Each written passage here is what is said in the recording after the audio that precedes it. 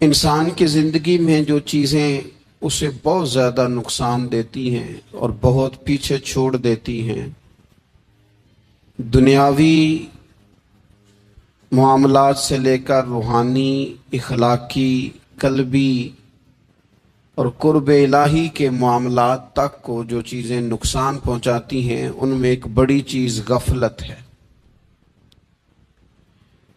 ایک لفظ ہوتا ہے جو ہمیں اکثر سننے کو ملتا ہے کہ آپ کی توجہ نہیں ہے۔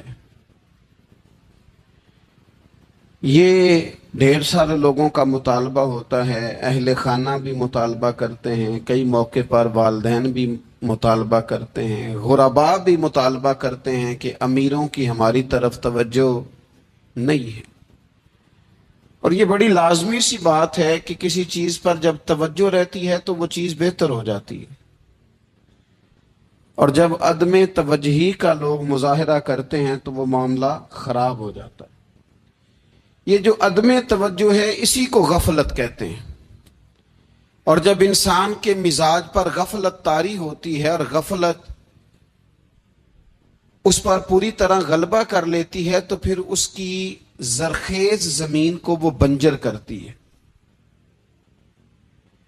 غفلت انسانی دل کے لیے بڑی نقصان دہ چیز ہے اور انتہائی تکلیف اور ضرر کا باعث ہے۔ دلوں پر جو قحط نازل ہوتا ہے، قحط، ویران ہو جاتے ہیں دل، اور جو دلوں پر خشکی نازل ہوتی ہے کہ طبیعتیں خشک ہو جاتی ہیں، یہ غفلت کی وجہ سے ہوتی ہے۔ جو لوگ غافل ہو جاتے ہیں نا، اپنے معاملات کا دھیان نہیں رکھتے، دیکھیں نا، آپ کو کھانا کھاتے بھی غافل نہیں ہونا چاہیے۔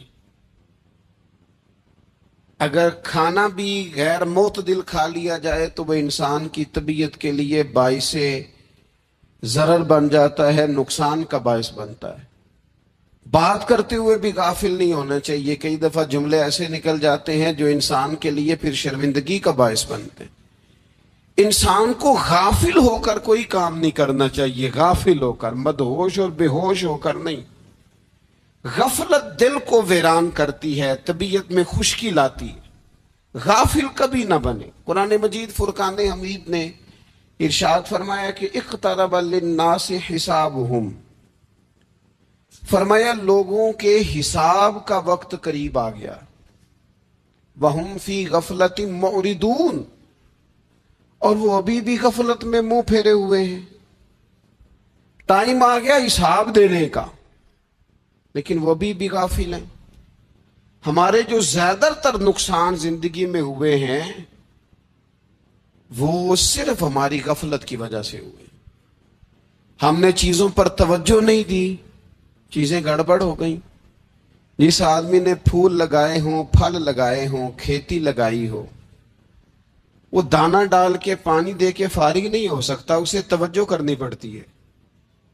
اور کسی نے کہا تھا مالی جیندے ہون تو پھر بوٹے سوکدے نہیں۔ اگر موجود ہونا ان کو سینچنے والا، رکھوالی کرنے والا، تو پھر ان کی جڑیں کبھی خشک نہیں ہوا کرتی۔ ہماری جو غفلتیں ہیں یہ بڑی ضرر کا باعث ہیں، نقصان کا باعث۔ اور مجبوری معاف ہوتی ہے، غفلت معاف نہیں ہوتی۔ اسکول میں پڑھتے تھے، مدرسے میں پڑھتے تھے،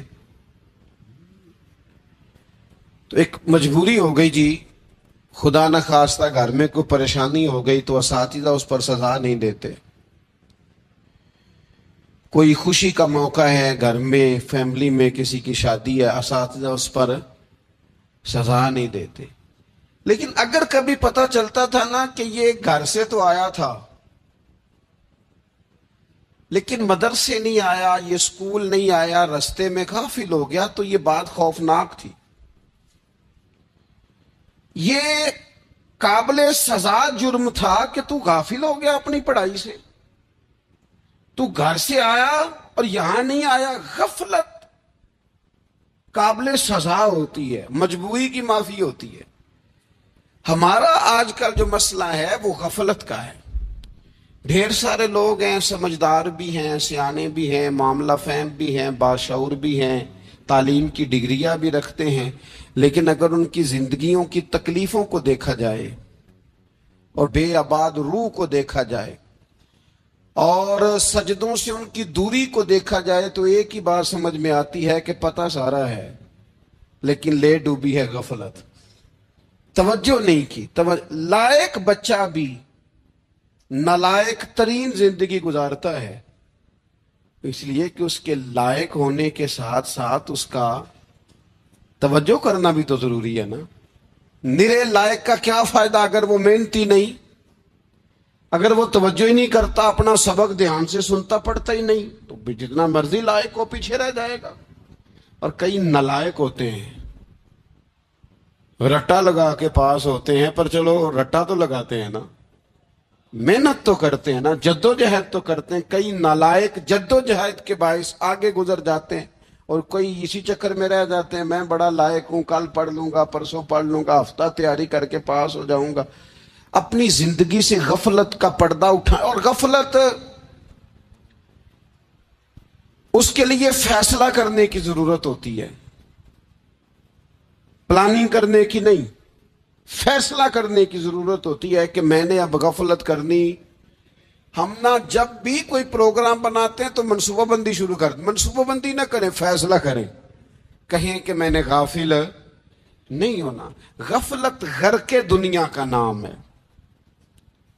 اپنے آپ کو غفلت سے بچائیں۔ آپ دیکھیں حضرت کعب بن مالک رضی اللہ تعالیٰ عنہ فرماتے ہیں، بخاری میں موجود ہے، فرماتے ہیں کہ جنگ میں میں پیچھے رہ گیا تھا، میرا خیال تھا کل چلا جاؤں گا، گھوڑے اور سواریاں میرے پاس تیز ہیں، مضبوط ہیں، پرسوں چلا جاؤں گا، تیزی سے بھاگ کے میں پہنچ جاؤں گا، میں قافلے کے ساتھ شامل ہو جاؤں گا، لیکن بس تھوڑی سستی ہو گئی، ذرا غفلت ہو گئی۔ آپ فرماتے ہیں جب سب لوگ چلے گئے حضور علیہ السلام کے ساتھ جہاد میں اور میں پیچھے رہ گیا، تو پھر جب چند دن گزر گئے اور محبوب کے واپس آنے کا ٹائم ہو گیا تو اب میں غور کرتا سمجھتا تو مجھے مدینے میں یہاں بزدل لوگ نظر آتے، اور کون نظر آتے؟ جو منافق تھے، وہ منافق بزدل دکھائی دیتے، یا مجھے عورتیں اور بچے دکھائی دیتے۔ میں پریشان ہوا، حضور واپس آ گئے۔ جنہوں نے بہانے کیے تھے نا منافقین نے، یہ مجبوری تھی اس لیے نہیں جہاد پہ گئے، یہ جنہوں نے بہانے کیے تھے انہیں مل گئی معافی، اور میں نے سچ بولا، میں نے کہا یا رسول اللہ میں غافل ہو گیا تھا۔ اب کہتے ہیں میں نے جب کہا نا حضور سستی ہو گئی تھی، ذرا غفلت ہو گئی، تو بندہ محبوب سے غافل ہو جائے، بندہ وہیں سے غافل ہو جائے، جو دم غافل سو دم کافر، سانو مرشد ایہو پڑھایا۔ جب کہا نا حضور وہ غلطی ہو گئی، کوئی مجبوری نہیں تھی، تو فرماتے ہیں باقیوں کو معافی مل گئی، میرے ساتھ حضور ناراض ہو گئے۔ ایک دن نہیں، 2 دن نہیں، 50 دن حضور ناراض رہے۔ مدینے کی گلیوں نے مجھے پہچاننا چھوڑ دیا، در و دیوار سے مجھے یوں لگتا تھا کہ میں پردیسی ہوں۔ فرماتے ہیں میں مسجد میں آتا تھا، میں جب محبوب کو دیکھتا تو حضور رخ انور پھیر لیتے، اور مجھے پتا تھا جب میرا چہرہ ادھر ادھر ہوتا تو پھر کریم رحمت کی نظر فرماتے ہیں 50 دن مسلسل۔ پھر مجھے حکم ہوا کہ بیوی بھی بھیج دو، میکے بچے بھی بھیج دو، ننھال یعنی تنہا رہ جاؤ۔ فرماتے ہیں وہ میں نے قید تنہائی کاٹی، لیکن شکر اللہ کا یہ ہے کہ میں سچا تھا، بس ذرا بھول گیا تھا، بس ذرا غفلت ہو گئی تھی۔ تو فرماتے ہیں پھر اللہ تبارک و تعالی نے میرے اوپر فضل یہ فرمایا کہ میری توبہ کا اعلان رب نے قرآن مجید میں فرمایا۔ تو غافل نہ بنے کبھی بھی۔ ہمارا نا مسئلہ یہ، اور آپ نے ناراض نہیں ہونا، ڈھیر سارے لوگ غافل ہو جاتے، مالدار بھی غافل ہیں، صاحبان علم بھی الا ماشاء اللہ بہت ساری جگہوں پہ غافل ہیں۔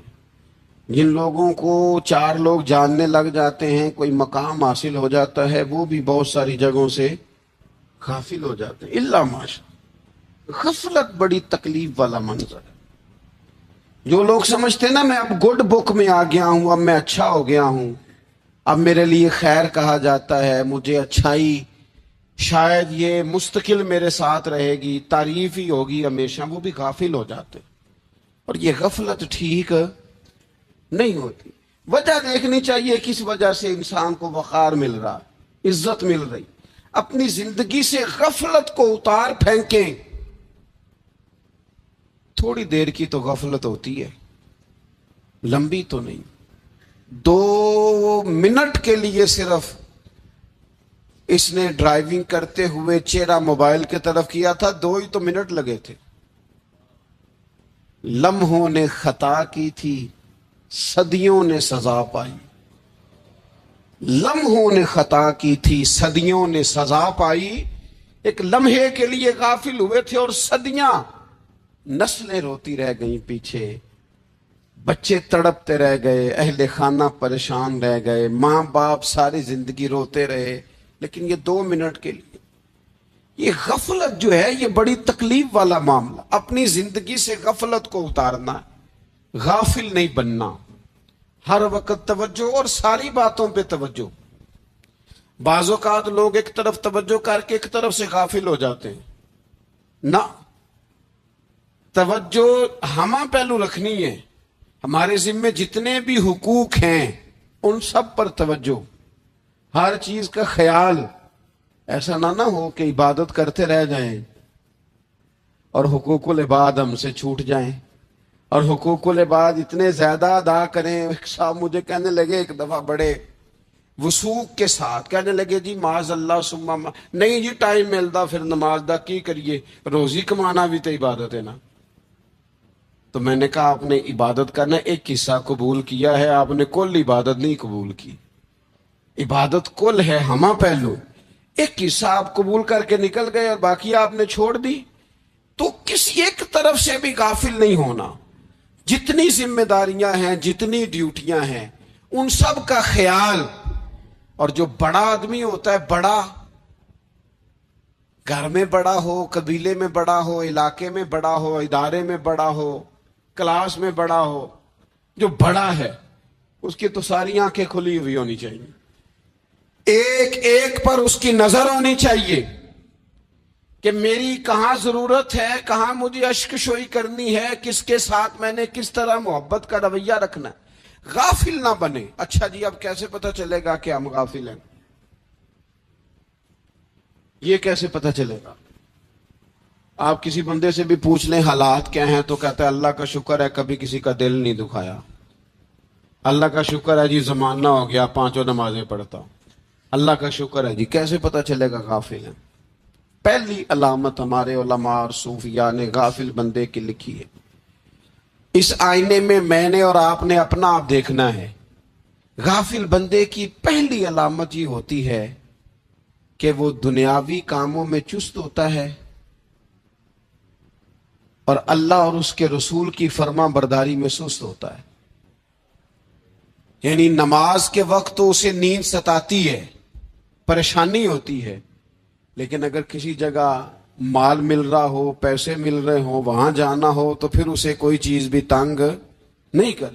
دنیاوی کاموں میں چست ہوگا، یعنی ٹی وی کے آگے، موبائل کے آگے وہ گھنٹوں بیٹھا ہوا ہے، اور اگر اسے 25 منٹ قرآن پاک سننا پڑ جائے، اگر اسے 20 منٹ دینی محفل میں بیٹھنا پڑ جائے، اگر اسے کہا جائے کہ تو 20 رکعت نماز نفل ادا کر، دنیاوی کاموں میں چست ہے، دینی کاموں میں، یہ غفلت کی پہلی علامت۔ پھر ذاتی معاملات پہ پیسہ خرچ کرنا ہو تو ڈھیر سارا ہے، کسی غریب کی مدد کرنی ہو تو۔ وہ ہمارے ایک دوست ہیں، وہ اکثر کہا کرتے ہیں، وہ کہتے ہیں آج کل کسی سے کہنا فلائی کام میں، دینی کام میں، کسی کی مدد میں کچھ 4 پیسے خرچ کرنے ہیں تو لوگ کہتے ہیں ہاتھ تنگ ہے۔ ہاں کوئی سستا پلاٹ ملتا ہو نا، اور اگر یہ سمجھ آ جائے کہ وہ مجبور ہے بیچارہ بیچنے والا، تو پھر کہتے ہیں میں 2-3 دوستوں کو پھاڑ لے سن۔ ذاتی کاموں میں جب بندہ چست ہو اور دینی کاموں میں سست ہو تو مطلب یہ ہے کہ بندہ غافل ہے۔ پہلی علامت غفلت کی۔ اور غفلت کی دوسری نشانی یہ ہے کہ انسان گناہ کے کاموں کو معمولی سمجھنے لگ جاتا ہے. یہ غافل بندے کی نشانی ہے. گناہ کو معمولی سمجھتا ہے، چھوٹا سمجھتا ہے. آج کل لوگ کہتے نہیں میں کو اکیلا کر رہا ہوں، ساری دنیا ہی کرتی ہے. اور جناب کیا ہو گیا اگر یہ غلطی ہو گئی تو بندے سے ہو ہی جاتا ہے. گناہ کو معمولی سمجھنا، چھوٹا سمجھنا اور کہنا پھر کیا ہو گیا ہے، انسان سے غلطی ہو جاتی ہے. آپ دیکھ لیں کہ سینکڑوں بیسیوں گناہوں کا بوجھ ہمارے سروں پہ ہوتا ہے، لیکن کوئی ہمارا دبدبہ ہے، کوئی ہماری گفتگو ہے، کوئی ہمارے جملوں میں خود پسندی ہے، کوئی ریاکاری ہے، کوئی تصنع ہے. یہ غافل بندے کی علامت ہے. نبی اکرم صلی اللہ تعالی علیہ وآلہ وسلم نے فرمایا مومن اپنے گناہوں کو پہاڑ کی طرح سمجھتا ہے. یہ بخاری میں حدیث ہے.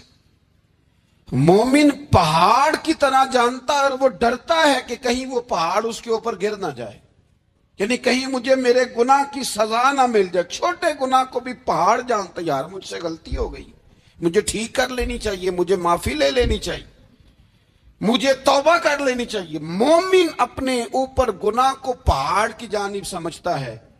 اور حضور علیہ الصلوۃ والسلام فرماتے ہیں کہ یہ جو فاسق اور فاجر ہوتا ہے نا، اللہ کا نافرمان، یہ گناہ کو مکھی کی طرح سمجھتا ہے. یہ سمجھتا ہے میں نے اشارہ کرنا ہے، مکھی نے اڑ جانا ہے. مومن کی علامت یہ ہے کہ وہ پہاڑ جانتا ہے، اگر غلطی ہو جائے تو پہاڑ.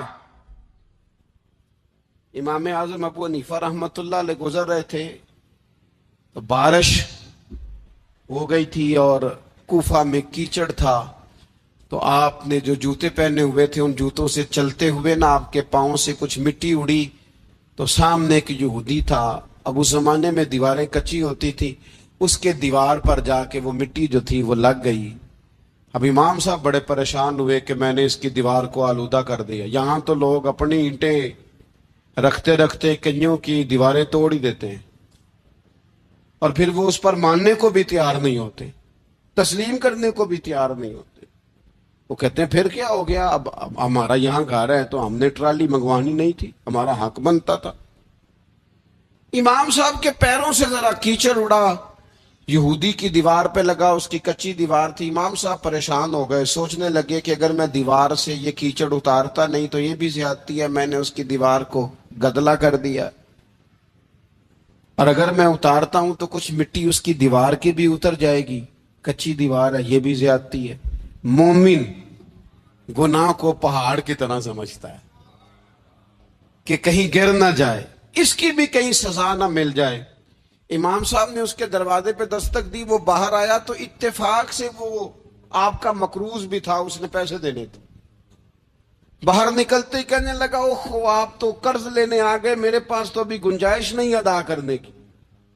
تو امام صاحب کہنے لگے تو قرض چھوڑ، وہ میں نے معاف کیا، میرے سے ایک غلطی ہو گئی ہے.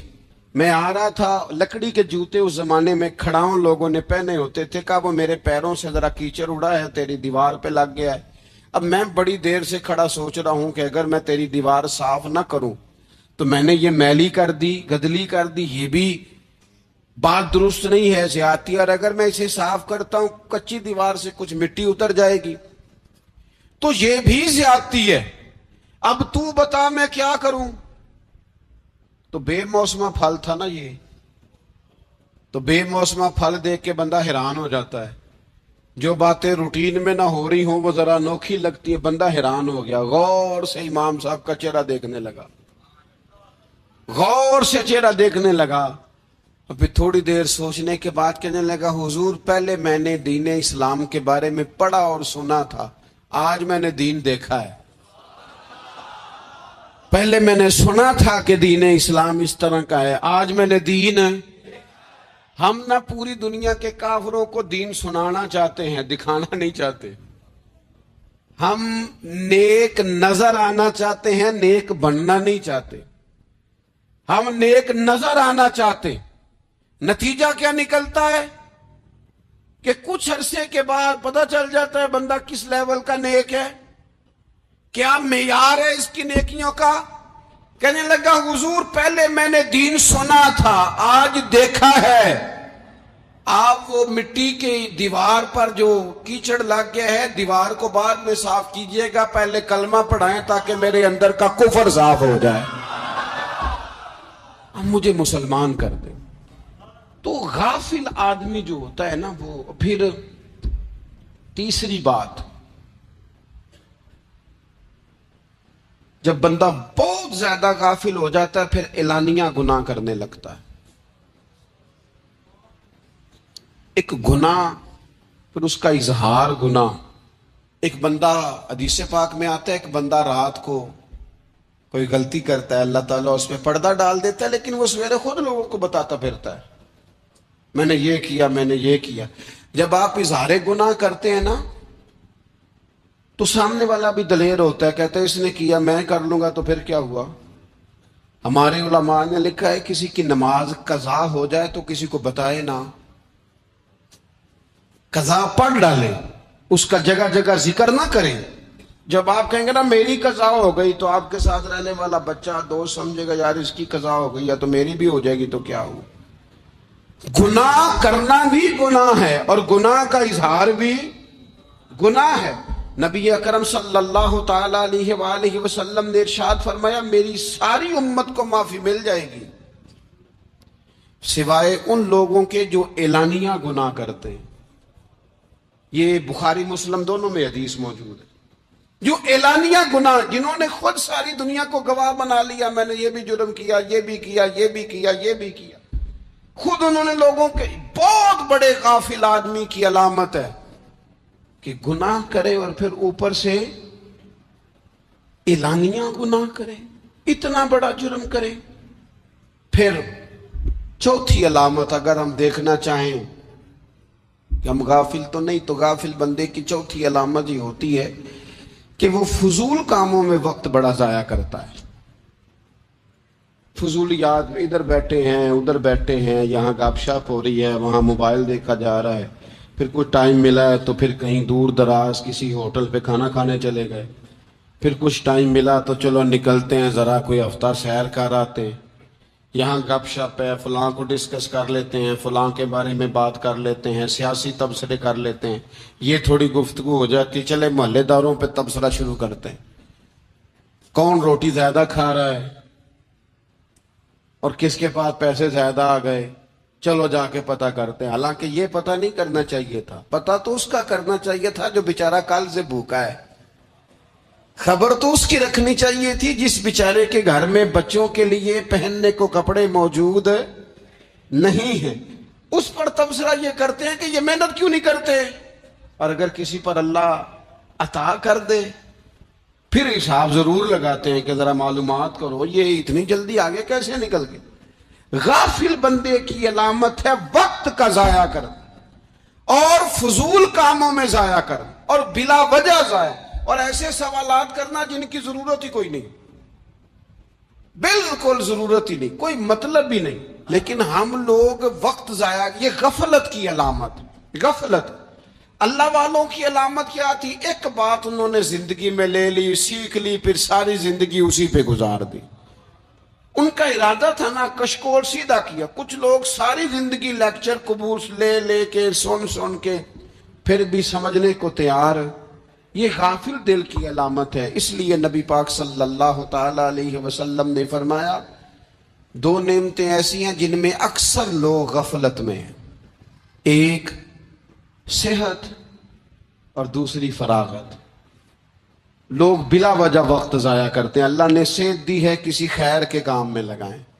اگر آپ کے پاس فارغ وقت ہے تو قرآن پاک کو یاد کریں، ترجمہ اور تفسیر سے پڑھیں، محبوب پاک علیہ السلام کی احادیث کو یاد کریں، اللہ والوں کی باتیں سنیں۔